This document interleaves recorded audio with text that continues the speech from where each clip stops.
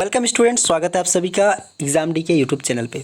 आज हम लोग पार्ट ऑफ स्पीच को समझेंगे। पार्ट ऑफ स्पीच आपके सेमेस्टर 2 में जो इंग्लिश का पेपर है, ठीक है, सेमेस्टर 2 में जो इंग्लिश का पेपर है उस पेपर में आपका पार्ट ऑफ स्पीच है, ठीक है, पार्ट्स ऑफ स्पीच। और पार्ट्स ऑफ स्पीच उसके टाइप्स हैं। इसके अलावा नाउन प्रोनाउन वगैरह भी उसमें हैं, बहुत सारे हैं। आप अगर सिलेबस अभी तक नहीं देखे हैं तो चैनल पे सिलेबस पड़ा हुआ है, आप उससे जाके देख लीजिएगा, ठीक है।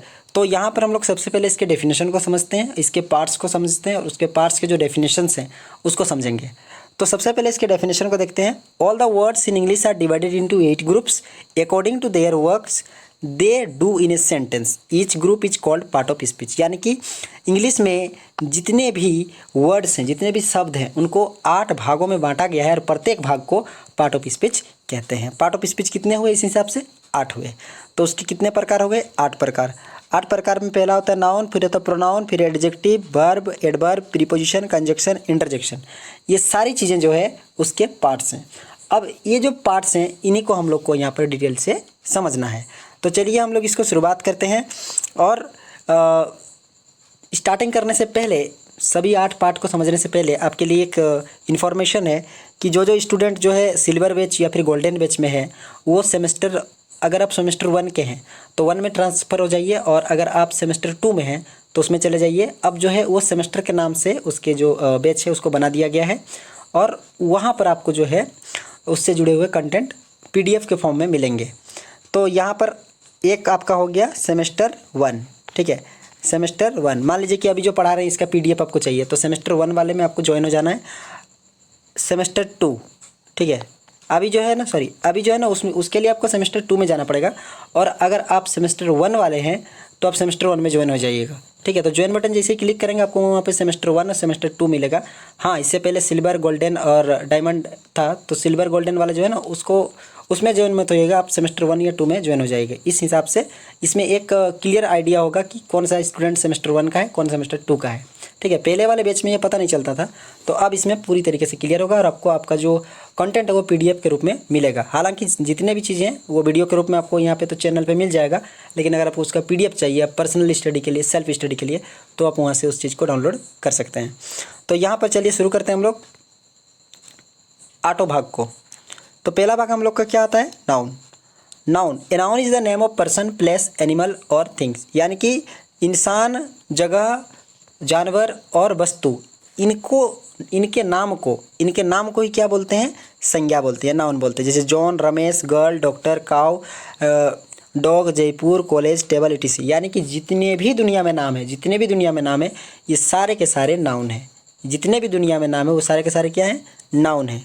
अब प्रोनाउन पे आते हैं।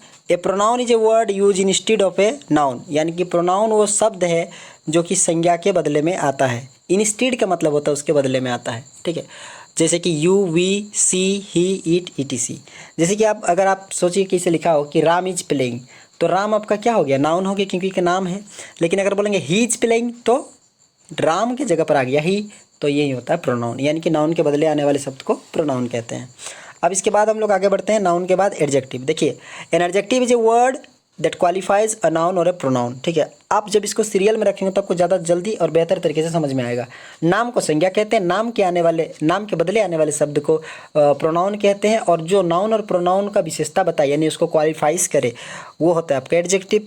तो एडजेक्टिव में क्या आता है? Poor, short, hot, good, slow. जैसे कि राम एक अच्छा लड़का है, तो राम तो नाउन हो गया, और राम की विशेषता क्या है? वो एक अच्छा लड़का है, गुड बॉय है। तो गुड जो है ना वो एडजेक्टिव है, ठीक है। उसी प्रकार से he is a good boy, तो ही क्या है? प्रोनाउन है, और उसकी जो क्वालिटी है वो क्या है? गुड बॉय है। तो यहाँ पर एडजेक्टिव हो जाएगा। तो एडजेक्टिव 2 चीज़, यानी कि 2 नाउन और प्रोनाउन का विशेषताएं बताता है। अब आते हैं हम लोग वर्ब पे।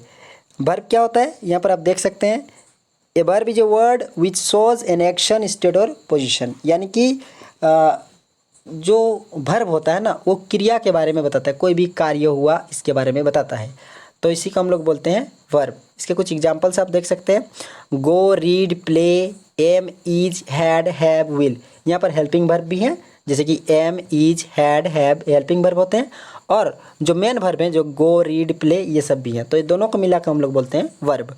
वर्ब के बाद आता है adverb. An adverb is a word that qualifies a verb, an adjective और अनदर एडवर्ब। एडवर्ब वो होता है जो वर्ब को क्वालिफाई करता है, यानी उसकी क्रिया की विशेषता बताता है, या फिर एडजेक्टिव की, या फिर अन्य एडवर्ब की विशेषता बताता है, जैसे कि carefully, yesterday, tomorrow, fast, slowly, there, ये सारे के सारे एडवर्ब हैं। एडवर्ब के बाद आता है आपका प्रीपोजिशन। देखिए प्रीपोजिशन क्या है? A preposition is a word usually placed before a noun और a pronoun to show its relation to some other words in the sentence. Example on, under, with, into, by, in, without, etc. तो preposition क्या है? Preposition देखिए इस line को पढ़ेंगे तो समझ में आ जाएगा, एकदम आसान भाषा में आपके लिए लिखे हैं ताकि आप समझ सकें।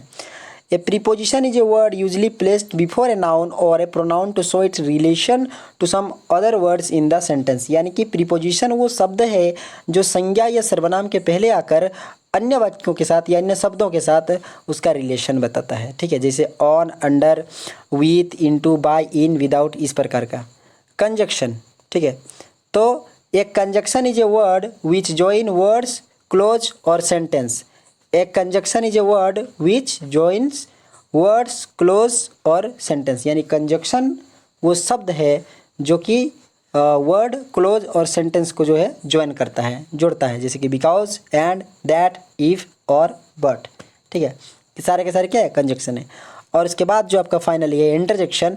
N interjection is a word which express some sudden feeling. Some sudden feeling का मतलब होता है अचानक उठी भावनाओं को जो इंटरजेक्शन है वो उस चीज़ को बताता है। ठीक है, जैसे कि what, ah, oh, hurray, etc. तो इस प्रकार के, जैसे कोई जीत गया मैच, ठीक है, तो हिप हिप हुर्रे, ठीक है, हुर्रे हिप हिप। और इसके अलावा किसी चीज़ का किसी को दुख हो तो बोलो ओह, ठीक है, और कोई आश्चर्य हो तो व्हाट, इस प्रकार से। तो ये जो इंटरजेक्शन है ये जो है ना सडन फीलिंग के बारे में बताता है। तो ये आपका पूरा का पूरा क्या था? पार्ट्स ऑफ स्पीच था। ठीक है, पार्ट्स ऑफ स्पीच में इसके कितने भाग हो गए? 8 भाग हो गए, और 8 भाग को मैंने आपको पढ़ के समझाया। ये 8 भाग आपको याद होने चाहिए।